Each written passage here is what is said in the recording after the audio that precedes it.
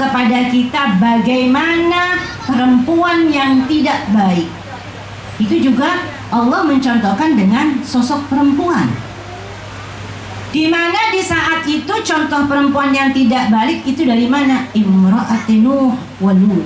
Jadi istri daripada Nabi Nuh dan Nabi Lut. Kita sebagaimana yang kita ketahui ibu-ibu bersama, bahwa bagaimana Nabi Nuh yang seorang nabi tapi tidak menjadikan istrinya pun ikut keimanan. Jadi keimanan itu adalah pertanggungjawaban masing-masing. Keimanan itu bukan nular ibu-ibu. Jadi kalau suami kita baik, belum tentu nular ke istrinya. Oleh karena itu harus ada usaha. Karenanya semua dari kita pribadi ini akan memiliki pertanggungjawaban masing-masing di hadapan Allah. Kita sebagai seorang istri juga akan memiliki pertanggungjawaban di sisi Allah. Kita sebagai seorang perempuan, baik itu menjadi ibu, anak atau siapapun, maka memiliki pertanggungjawaban di sisi Allah. Oleh karena itu, kita harus memperbaiki diri sendiri dengan baik. Kita tidak ikut-ikutan. Misalnya suami kita tidak baik, jangan kita ikut-ikutan tidak baik. Tapi kita tetap mempertahankan bagaimana saya harus menjadi lebih baik dari siapapun di hadapan Allah Subhanahu wa Ta'ala. Nah, ibu-ibu sekalian, itu adalah pertanggungjawaban yang dimiliki oleh kita bersama. Kenapa di dalam Islam itu pemahaman seorang wanita itu tidak ada bedanya laki-laki dan perempuan, sehingga di dalam sebuah ayat dikatakan yang berbunyi a'udzubillahi minasyaitonirrajim, man amila sholihan min dzakarin aw unsa walanuhyiyannahu hayatan thayyibah.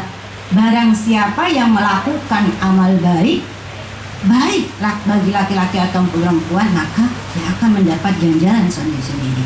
Jadi man amila, man itu artinya siapapun yang melakukan kebaikan, baik laki-laki ataupun perempuan, itu sama di hadapan Allah Subhanahu wa Ta'ala. Ya, karena itu kalau pasangan suami istri, maka harus saling menyempurnakan. Saling menyempurnakan dalam artian apa? Harus saling watawasau bil haqqi watawasau bis sabri. Ketaatan kita kepada suami adalah sebuah keniscayaan.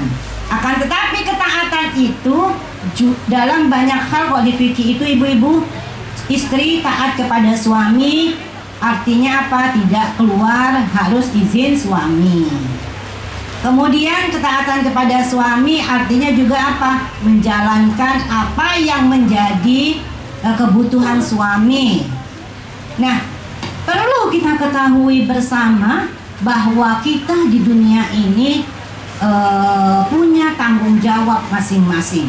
Tanggung jawab kita sebagai manusia, yang mana manusia itu adalah makhluk sosial, maka tanggung jawab kita sebagai manusia itu lebih komplit. Artinya bahwa manusia itu punya tanggung jawab terhadap dirinya, manusia punya tanggung jawab terhadap sekitarnya, manusia punya tanggung jawab terhadap keluarganya, manusia punya tanggung jawab kepada siapapun yang berada di bawahnya.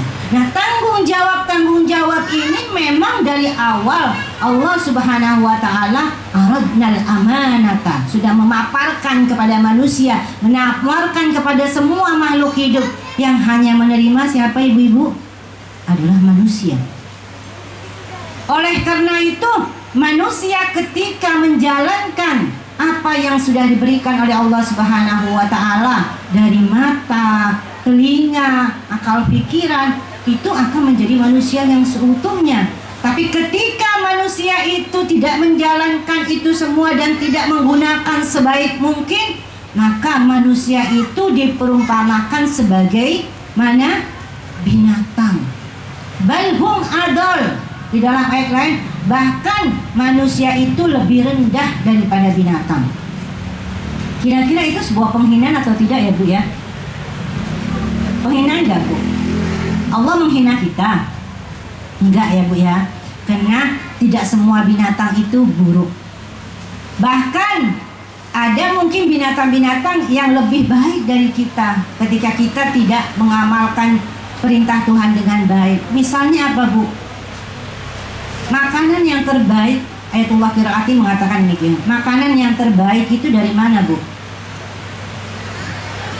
Susu. Susu dari mana? Sapi binatang.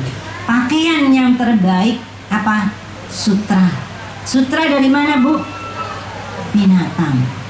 Jadi analogi manusia ketika tidak baik, tidak menggunakan akal pikiran itu sama seperti binatang. Kenapa? Binatang nggak punya akal pikiran. Yang mau dimintain pertanggungjawabnya memang sudah tidak ada hal yang memang seperti manusia. Manusia diserahkan akal pikiran agar berpikir dengan baik. Manusia punya telinga agar digunakan dengan baik telinganya. Manusia ketika melihat punya mata, maka dipergunakan juga matanya dengan baik. Tidak melakukan hal-hal yang mana hal-hal itu melanggar syariat Islam. Oleh karena itu, Sayyidah Fatimah Az-Zahra adalah contoh teladan bagi kita semua bahwa manusia itu bisa sampai kepada makrifat yang tinggi. Jangan kita berpikir bahwa manusia itu yang namanya perempuan itu tidak bisa sampai kepada makrifat yang tinggi. Belum apa-apa sudah menyerah. Ya itu kan perempuan. Itu yang bisa tuh laki-laki. Tidak, ibu-ibu. Justru menurut Ibn Arabi, dia mengatakan perempuan itu sebenarnya lebih gampang untuk sampai kepada tingkatan penghambaan yang tinggi. Kenapa? Karena perempuan itu lebih gampang terenyuh. Perempuan itu lebih gampang menangis.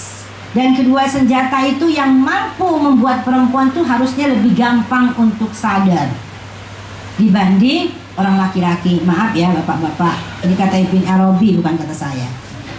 Nah, artinya contoh-contoh yang ada di dalam Al-Quran, Sayyidah Asia, Sayyidah Maryam dan lain sebagainya itu menunjukkan kepada kita jangan terlalu pesimis sebagai seorang perempuan dengan kesibukan kita yang banyak menyebabkan kita punya pemikiran aku tidak bisa sampai seperti itu. Enggak.